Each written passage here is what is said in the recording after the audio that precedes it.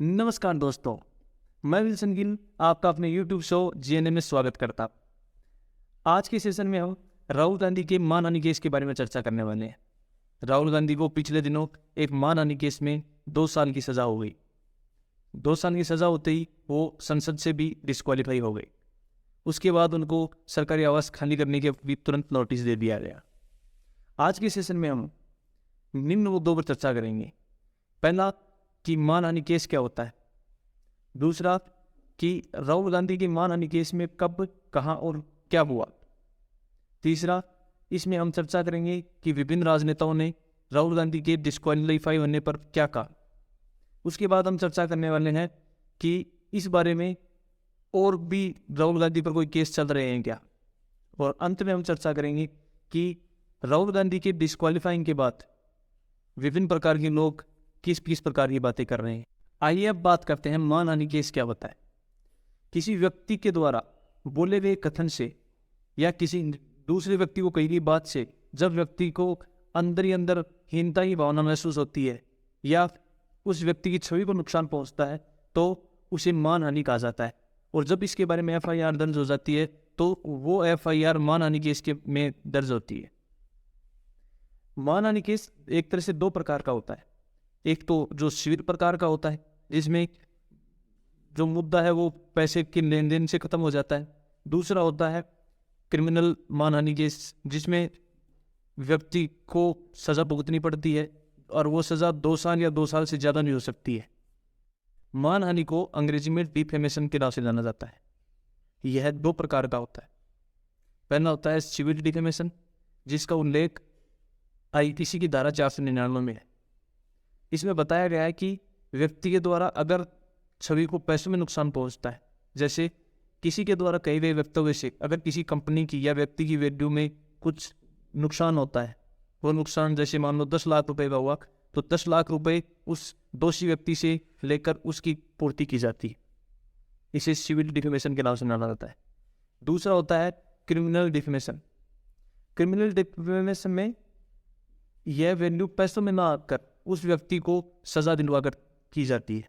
यह सज़ा 2 साल की हो सकती है या उससे ज़्यादा भी हो सकती है। आइए अब जानते हैं कि राहुल गांधी पर मानहानि केस क्या है।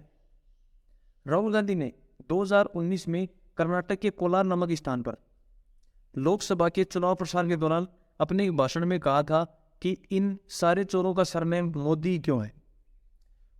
उनके भाषण की इसी बात से आहत होकर सूरत वेस्ट के एक BJP विधायक श्रीमान पुलेश मोदी ने इनके बारे में अदालत में आपराधिक मामला दर्ज करवा दिया और उसी आपराधिक मामले की सुनवाई के दौरान राहुल गांधी को बार बार कोर्ट में पेश होना पड़ा था और उसी मामले के बाद उनको पिछले दिनों 2 साल की सज़ा हो गई है। मुख्य न्यायिक मजिस्ट्रेट श्रीमान HS वर्मा जी ने 17 मार्च को अपना फैसला सुरक्षित रख लिया था। जज साहब ने जब राहुल गांधी से उनके वक्तव्य के बारे में पूछा तो उन्होंने सिर्फ इतना ही कहा कि मैं भ्रष्टाचार के खिलाफ बोलता हूँ, लेकिन मेरा ऐसा उद्देश्य जरा भी नहीं था। बहस के दौरान ही राहुल गांधी की वकील ने जज साहब से सिफारिश की थी कि इनके मामले से किसी को किसी प्रकार की कोई नुकसान नहीं पहुंचा है तो इनको कम सज़ा दी जाए। लेकिन अभियोग पक्ष के वकील ने ऐसा कहा कि जब ऐसे कानून बनाने वाले की गलतियां करेंगे तो हम आम लोगों से क्या एक्सपेक्ट कर सकते हैं। इसके साथ ही उन्होंने उन्हें ज़्यादा से ज़्यादा सज़ा देने की मांग की। नेताओं ने इस मुद्दे के बारे में क्या कहा।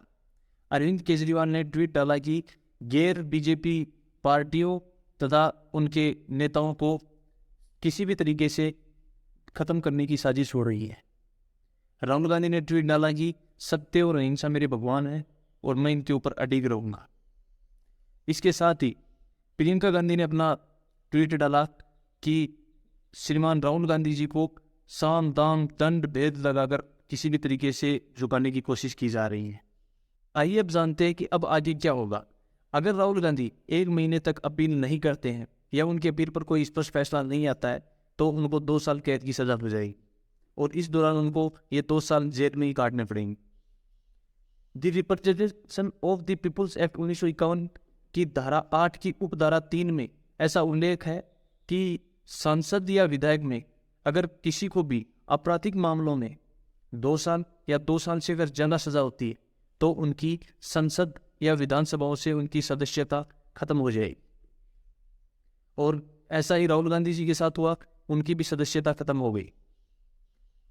जबकि इसी the Representation of the people's act 1951 की धारा 8 की उपधारा 4 में ऐसा उल्लेख किया गया है कि उसी दोषी विधायक या सांसद की सदस्यता समाप्त तुरंत नहीं होगी, बल्कि उसे 3 महीने का समय दिया जाएगा अपने आप को निर्दोष साबित करने के लिए। अगर वह 3 महीने में अपने आप को निर्दोष साबित नहीं कर पाता है या 3 महीने के दौरान अभी भी नहीं करता है, तो उसके बाद उसकी संसद से या विधानसभा से सदस्यता समाप्त हो जाएगी। अगर हाई कोर्ट या सुप्रीम कोर्ट में भी राहुल गांधी की सजा बरकरार रहती है, तो इसी आरओपी एक्ट 1951 की धारा 8 की उपधारा 3 के हिसाब से उन्हें रिहाई के लगभग 6 साल बाद भी यानी चुनाव प्रक्रिया से दूर रहना पड़ेगा, अर्थात वो 6 साल बाद भी चुनाव नहीं लड़ पाएंगे। राहुल गांधी पर कई अन्य राज्यों में भी मानहानि केस दर्ज हुए, जिनमें पहला 2014 में महाराष्ट्र के भिवंडी में एक केस दर्ज हुआ था। इसमें उन्होंने संघ पर महात्मा गांधी की हत्या का आरोप लगाया था। दूसरा केस उनमें 2016 में असम के गुवाहाटी में दर्ज हुआ। 2018 में झारखंड के रांची में एक तीसरा केस दर्ज हुआ और 2018 में ही महाराष्ट्र के मझगांव में इनके ऊपर चौथा केस दर्ज हुआ और 5वां केस ये था जिसमें उन्हें अभी सजा मिली है। आइए अब जानते हैं कि राहुल गांधी से पहले भी किन किन नेताओं को की सजा होने के कारण संसद से या विधानसभाओं से सदस्यता खत्म की गई। इनमें सबसे प्रमुख लालू प्रसाद यादव हैं, जिनकी चारा घोटाला में 5 साल सजा होने के कारण सदस्यता खत्म की गई। उसके अलावा कुलदीप सेंगर, जिनको उम्र कैद होने के बाद उनकी सदस्यता समाप्त की गई, और उनके साथ ही रशीद मसूद भी है जिनकी सदस्यता समाप्त की गई। अगर मेरा ये वीडियो आपको पसंद आया हो तो इसे लाइक करें, शेयर करें और सब्सक्राइब करें।